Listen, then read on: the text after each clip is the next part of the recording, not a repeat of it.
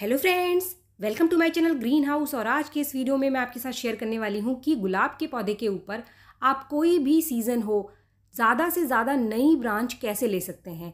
अगर कुछ ऐसे काम है जो कि गुलाब के पौधे के ऊपर आप करते रहेंगे, जो कि बहुत कम लोगों को पता होता है। लोगों को लगता है कि गुलाब का पौधा सिर्फ ठंड के टाइम ही फ्लावरिंग करता है, ठंड के टाइम ही ग्रोथ करता है, पर ऐसा बिल्कुल भी नहीं है। कुछ छोटे छोटे ट्रिक्स हैं, कुछ छोटे छोटे काम हैं जो गुलाब के पौधे के ऊपर आप अगर लगातार करते रहेंगे तो चाहे कोई भी सीज़न हो, चाहे बारिश है, चाहे गर्मियां है, आपका गुलाब नई ब्रांच निकालता रहेगा, फ्लावरिंग करता रहेगा। तो फ्रेंड्स, चलिए वीडियो को फटाफट से आगे बढ़ाते हुए, गुलाब के पौधे में नई ब्रांच लेने के लिए चाहे कोई भी सीज़न हो, सिर्फ दो चीज़ें हैं जिसका कि आपको ध्यान रखना है। सबसे पहली चीज़ है इसकी प्रूनिंग। प्रूनिंग आपको सही तरीके से करने आना चाहिए। अगर आप सही तरीके से गुलाब के पौधे की प्रूनिंग करेंगे तभी आपको ज़्यादा से ज़्यादा नई ग्रोथ, नई ब्रांच मिलेगी, या फिर जितनी भी नई ब्रांच आएगी उन सब के ऊपर कलियां आपको मिलेगी। अगर आप सही तरीके से प्रूनिंग नहीं करेंगे तो आपके गुलाब के पौधे के ऊपर जितनी भी नई ब्रांच आती है वो सभी डेड में कन्वर्ट हो जाएगी, ब्लाइंड शूट में कन्वर्ट हो जाएगी, उसके ऊपर कोई भी कली नहीं बनेगी। आपने देखा होगा कि नई ब्रांच निकल कर तो आ जाती है लेकिन उसके ऊपर कलियां नहीं बनती है। तो इसके पीछे दो कारण है। एक तो आप प्रूनिंग सही तरीके से नहीं करते अपने गुलाब के पौधे की।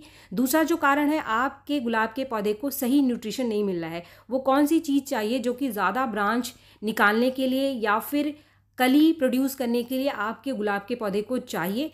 अगर वो सारी चीज़ें आपके गुलाब के पौधे को मिल रही है तो ऐसा कभी भी नहीं होगा कि आपका गुलाब का पौधा नई ब्रांच निकालना बंद कर दे या फिर उसमें फ्लावरिंग आना बंद कर दे, क्योंकि गुलाब का पौधा एक परमानेंट प्लांट है। अगर आप सही तरीके से उसकी केयर करेंगे, सही खाद उसको देते रहेंगे, तो कोई भी सीज़न है वो कभी भी फ्लावरिंग को देना बंद नहीं करता है, हमेशा फ्लावरिंग करता रहता है। बस मौसम का कुछ असर उसके ऊपर देखने के लिए ज़रूर मिलता है, क्योंकि जो ठंड है वो गुलाब के पौधे का सबसे बढ़िया टाइम है, सबसे अच्छी फ्लावरिंग करता है, फूलों का साइज़ बड़ा होता है, सबसे अच्छा ग्रोथ पीरियड है। लेकिन आप देख सकते हैं कि ये जुलाई का टाइम है और मेरे इस पौधे में कितनी सारी नई ब्रांचेस निकल कर आई हैं। तो ये जो ब्रांचेस निकल कर आई हैं, इसके पीछे कारण यही है कि मैं लगातार अपने गुलाब के पौधे के ऊपर काम करती रहती हूँ और लगातार उसकी मैं थोड़ी थोड़ी प्रूनिंग ज़रूर करती रहती हूँ। तो फ्रेंड्स, प्रूनिंग करने के सही तरीके क्या हैं और सही तरीके से अगर आप प्रूनिंग करेंगे तभी नई ब्रांच निकल कर आती है और नई कलियाँ प्रोड्यूस होती है। जैसा कि ये पौधा आप देख रहे हैं, इसमें कुछ दिन पहले ही मैंने थोड़ी थोड़ी प्रूनिंग करी थी और जहाँ जहाँ मैंने प्रूनिंग करी थी सब जगह से नई नई ब्रांचेस निकल कर आ रही हैं। चलिए मैं आपको दिखा देती हूँ कि मैंने प्रूनिंग कहाँ कहाँ से करी थी। और आप देख सकते हैं कि यहाँ मैंने ये कट किया था और कट करने के बाद इसके ऊपर से नई सारी ब्रांच निकल कर आ रही है, इसके नीचे से भी कई सारी नई ब्रांच निकल कर आ रही है। तो प्रूनिंग करने से एक से ज़्यादा ब्रांचेस आपको मिलती है। अगर आपके गुलाब के पौधे में लंबी ब्रांचेस हैं तो आप उनको ज़रूर काटें। जब तक आप उसको नहीं काटेंगे तो आपका गुलाब का पौधा कभी भी घना नहीं होगा, उसमें बस एक आध ब्रांच ही पड़ी रहेगी, वो भी लंबी लंबी ब्रांचेस पड़ी रहेगी और उसमें फ्लावरिंग भी आपको कम से कम मिलेगी। तो ज़रूरी नहीं है कि हमेशा खाद सिर्फ देते रहने से ही आपका पौधा ग्रोथ करता है, नई ब्रांचेस निकालता है। प्रूनिंग सबसे इंपॉर्टेंट है गुलाब के पौधे में, लेकिन इसको सही तरीके से करना बहुत ज़रूरी है। अगर आप सही तरीके से इसको नहीं करेंगे तो प्रूनिंग करने के बाद भी गुलाब की ब्रांच जो है वो ब्लाइंड शूट में कन्वर्ट हो जाती है। ब्लाइंड शूट यानी ऐसी ब्रांच जहां से कोई भी नई ब्रांच निकल कर नहीं आती है और ना ही वहां पर फ्लावरिंग होती है। तो प्रूनिंग करने का जो सबसे पहला टेक्निक है वो ये है कि इसकी डेड हेडिंग करने का सही तरीका आपको पता होना चाहिए। डेड हेडिंग हमेशा आपको 3 पत्तियों के नीचे से करना है। जब भी आप गुलाब के पत्तों का पैटर्न देखेंगे तो जो फूल खिलता है उसके नीचे बिल्कुल 3 पत्तियां निकल कर आती हैं और 3 पत्तियों के बाद 5 पत्तियों का पैटर्न शुरू हो जाता है। तो जब भी आप डेड हेडिंग करते हैं यानी सूखे हुए फूल को काट कर निकालते हैं तो हमेशा आप ये 3 पत्तियों के नीचे से काट करके निकालें। आप ये गलती बिल्कुल भी ना करें, क्योंकि अगर आप डेड हेडिंग सही तरीके से नहीं करते हैं तब भी आपका जो ब्रांच है वो ब्लाइंड शूट में कन्वर्ट हो जाता है और लंबे टाइम तक ऐसे ही पड़ा रहेगा और वहां से कोई भी नई ब्रांच निकल करके नहीं आएगी। अगर हम सही तरीके से प्रूनिंग करेंगे तो यहाँ से अब जो ब्रांच निकल कर आएगी, आपकी ब्रांच मोटी होगी और उसके ऊपर जो कली बनेगी वो बड़ी बनेगी। और हमेशा जब भी हम इस तरीके से ब्रांच को कट करते हैं तो कभी भी ब्लाइंड शूट में हमारी ब्रांच कन्वर्ट नहीं होती है। लेकिन यहाँ पर एक गलती मैंने की है, जो मैंने प्रूनिंग की है ऊपर से सिर्फ मैंने फूल को निकाला है, तो लंबे टाइम से ये ऐसे ही पड़ा हुआ है और यहाँ से कोई भी नई ब्रांच निकल कर नहीं आई है। इसी पौधे में मैं आपको ये एग्जांपल दिखा रही हूँ। तो ये जो इसका टिप है इसको मुझे काटना पड़ेगा, तभी आगे ये नई ब्रांच निकालेगा। तो फ्रेंड्स, ये तो पहला टेक्निक था प्रूनिंग का कि हमें सही तरीके से पौधे की डेड हेडिंग कैसे करनी है, सॉफ्ट प्रूनिंग कैसे करनी है। यहाँ पर मैं हार्ड प्रूनिंग की बात नहीं कर रही हूँ। अब दूसरा जो ट्रिक है वो ये है कि बहुत सारे लोग अपने गुलाब के पौधे में डेड ब्रांचेस को छोड़ करके रखते हैं, उन्हें ब्लाइंड शूट की जानकारी नहीं होती है। तो इससे भी पौधा आपका घना नहीं होता है, ज़्यादा नई ब्रांचेस निकालता नहीं है और इससे पौधे की एनर्जी रुकी रहती है। और अगर कोई शूट निकल कर आता है तो वो भी आपका मोटा नहीं होगा, वहाँ से आगे कोई कली प्रोड्यूस नहीं होगी। जैसे कि ये ब्रांच आप देख रहे हैं, यहाँ पर एक नया शूट निकल कर आ रहा है, नीचे है, लेकिन ऊपर की जो कुछ ब्रांच आप देख रहे हैं ये ब्लाइंड शूट थी और इस पौधे की एनर्जी को रोक रही थी। ये जो नया शूट आ रहा है उसकी एनर्जी को ये रोक रही थी। अगर ये नया शूट आगे बढ़ा भी होगा तो मुश्किल होता कि इसके अंदर कोई कली बनती। तो इसलिए ऐसी कोई ब्रांचेस आपको नहीं रखनी है। जैसे कि आप ये देख रहे हैं, यहाँ पर भी प्रूनिंग करते समय मैंने गलती की है कि मैंने सिर्फ सूखे फूल को निकाला है और 3 पत्तियों के नीचे से मैंने कट नहीं किया है। तो ये ब्रांच भी ब्लाइंड शूट में कन्वर्ट हो गई है और नीचे से जो नए नोड्स हैं इसके, उनको एनर्जी नहीं मिल रही है, ये ऐसे के ऐसे ही पड़े हुए हैं। जैसे ही मैं इसको काटूंगी तो ये जो 2 नोड आपको दिख रहे हैं इनको एनर्जी मिलेगी और यहाँ से नई ब्रांचेस निकल करके आ जाएंगी। तो फ्रेंड्स, आप समझ गए होंगे कि प्रूनिंग का सही तरीका क्या है। ये प्रूनिंग करने में जो हम गलतियाँ करते हैं उसी की वजह से गुलाब का पौधा नई ब्रांचेस को नहीं निकालता है। काफ़ी सारा खाद वगैरह अगर आप देते रहेंगे तब भी आपका पौधा नई ब्रांच नहीं निकालेगा। ब्रांच निकलेगी भी तो पौधा आपका डेड पड़ा रहेगा, उसकी ब्रांच डेड पड़ी रहेगी। इसके बाद हम बात करते हैं न्यूट्रिशन की, खाद की, कि कौन सा वो फर्टिलाइज़र है जो कि गुलाब के पौधे में ज़्यादा नई ब्रांचेस को निकालता है। यहाँ पर 3 चीज़ें हैं जो आपके गुलाब के पौधे में, इसकी मिट्टी में अच्छी मात्रा में अगर होगी तभी आपका गुलाब का पौधा नई ब्रांचेस निकालेगा। जो पहली चीज़ है वो है नाइट्रोजन।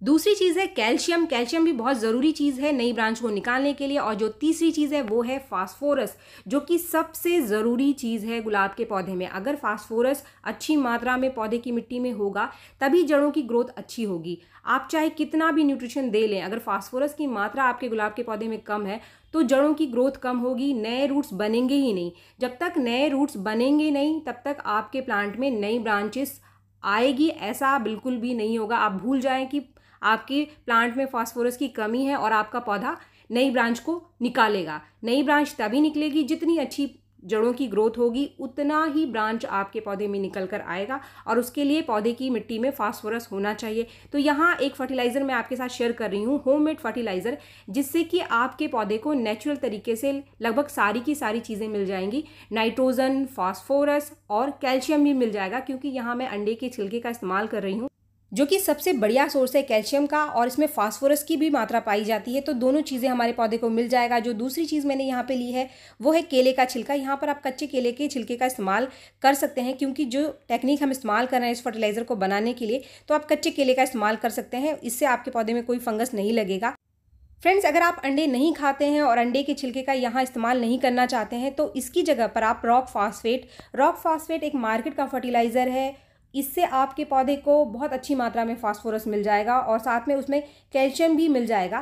कैल्शियम के लिए आप चॉक का इस्तेमाल भी कर सकते हैं, लेकिन चॉक का इस्तेमाल आप महीने में 1 बार से ज़्यादा ना करें, क्योंकि जो चॉक है वो हमारे गुलाब के पौधे की मिट्टी को क्षारीय बना देती है और गुलाब का पौधे को क्षारीय मिट्टी पसंद नहीं है। तो अगर मिट्टी क्षारीय हो जाएगी तब भी आपके गुलाब के पौधे में नई ग्रोथ और फ्लावरिंग नहीं होगी। तो इसीलिए मैं आपको मना करती हूँ कि चॉक का इस्तेमाल आप ज़्यादा ना करें अपने पौधे में। 1 बार आप करके देखें, महीने में 1 बार, लेकिन इससे ज़्यादा आप कभी भी ना करें। इस फर्टिलाइज़र को बनाने के लिए यहाँ पर मैंने 2 गिलास पानी लिया है और जो छिलके मैंने लिए थे वो 3 केले के छिलके थे और 3 अंडों के छिलके थे। ये फर्टिलाइज़र मैं अपने 10 से 12 इंच के पॉट के लिए तैयार कर रही हूँ। अभी इसको आपको अच्छे से उबाल लेना है। जैसे ही ये उबलने लग जाए तो यहाँ पर हमें एक चीज़ और डालनी है, वो है 1 चम्मच चाय की पत्ती। चाय की पत्ती बहुत अच्छी मात्रा में नाइट्रोजन देगा हमारे पौधे को। चाय की पत्ती सबसे सस्ता और सबसे आसानी से मिलने वाला नाइट्रोजन का सोर्स है हमारे गुलाब के पौधे के लिए। इसकी जगह आप 1 चम्मच कॉफ़ी पाउडर का भी इस्तेमाल कर सकते हैं। तो इन तीनों ही चीज़ों को डालकर अभी आपको उबालना है कम से कम 10 से 15 मिनट। जब ये अच्छे से उबल जाए तो आप इसको ठंडा कर लीजिए। काफ़ी सारे लोग मुझसे कमेंट करते हैं कि मैडम कितने दिन इसको आपको डालना है।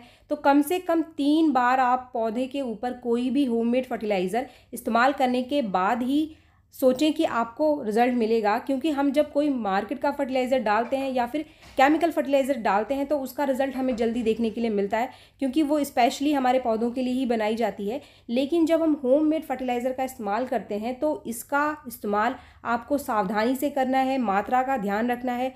कब और कैसे करना है ये बहुत ज़रूरी है। इसके साथ ही जब तक 2-3 बार आप इसका इस्तेमाल अपने पौधे के ऊपर नहीं करेंगे तब तक आपको रिजल्ट नहीं मिलेगा। इस फर्टिलाइज़र को ठंडा करने के बाद मैंने छान लिया है। अब टाइम इसको डाइल्यूट करने का। इसमें मैं 2 ग्लास पानी डालूंगी, क्योंकि उबालते समय मैंने इसमें 2 ग्लास पानी लिया था। आप उबालते समय जितना पानी लेंगे उतने पानी को ही इसके अंदर डालना है। आप जितना चाहे उतना फर्टिलाइज़र एक साथ बना सकते हैं। मैंने सिर्फ एक पौधे में डालने के लिए इसको बनाया है। तो अभी ये हमारा फर्टिलाइज़र तैयार है पौधे में डालने के लिए। पौधे में जब भी आप कोई होममेड फर्टिलाइज़र डालते हैं, ख़ासतौर पे बारिश के टाइम, तो कुछ चीज़ों का आप ध्यान ज़रूर रखें। हमेशा एक सूखी मिट्टी में आप इसको डालें। बहुत ज़्यादा गीली मिट्टी में आपको कोई भी फर्टिलाइज़र नहीं देना है। गीली मिट्टी में देने से आपके पौधे में फंगस लग सकता है।